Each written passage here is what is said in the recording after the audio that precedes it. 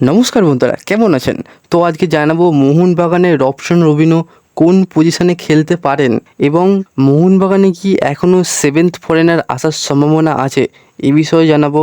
আর Jason Cummings কেন বলছে যে মোহনবাগান অনুশীলনে আরও রেফারি চাই বা ফিফা লেভেলের রেফারি চাই, এ কথা তিনি কেন বলছেন এই বিষয়ে বিস্তারিত বলবো। তাই ভিডিওটি অবশ্যই গুরুত্বপূর্ণ হবে, ভিডিওটি শেষ পর্যন্ত দেখতে থাকুন এবং চ্যানেলে যারা নতুন আছেন চ্যানেলটি অবশ্যই সাবস্ক্রাইব করে দেবেন সঠিক আপডেট পাওয়ার জন্য। তো এবার প্রথমে আসি রবশন রবিনো কোন পজিশানে খেলতে পারেন। দেখুন, অনেকেই বলছে যে তাকে মলিনা অ্যাটাকিং মিডফিল্ডার পজিশানে খেলাবে, আবার অনেকে বলছে তাকে উইঙ্গার পজিশানে খেলাবে। আসলে কেউই জানে না যে তাকে মলিনা কোন পজিশানে খেলাবে। তবে আমার যেটা মনে হয় রবশন রবিনো কিন্তু মনবীর সিং বা লিস্টন ক্লাসের সঙ্গে প্র্যাকটিস করছে।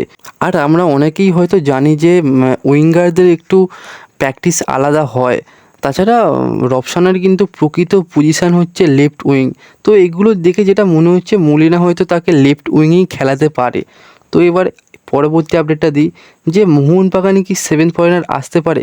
দেখুন, এ বিষয়ে কোনো সেরকম আপডেট নেই, তবে মোহনবাগান ম্যানেজমেন্ট কিন্তু এখনও অ্যাক্টিভ রয়েছে সেভেন্থ ফরেনার বিষয়ে। তবে সেদিনকে যে দেবাশিস দত্তকে ইন্টারভিউতে জিজ্ঞাসা করা হয় এসিএল টু এর আগে কোনো বিদেশি আসছে, তিনি বলেন না, এসিএল টু এর পরে সেটা দেখা যাবে।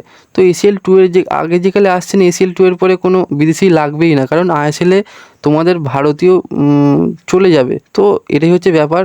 মোহনবাগানে তো মনে হয় কোনো বিদেশি আসবে না, সেভেন ফরেনার আসবে না। তো দেখা যাক এবার মোহনবাগান ম্যানেজমেন্ট কী ভাবে বা কী করে। তো এবার লাস্ট আপডেটটা দিই যে জেসন কামিংস অনুশীলন শেষ করার পর যখন গাড়িতে উঠছিলেন তখন বাস্তবকে তিনি বলেন যে মোহনবাগান অনুশীলনে আরও রেফারি চাই বা ফিফা লেভেলের রেফারি চাই। তিনি এটা কেন বলেন?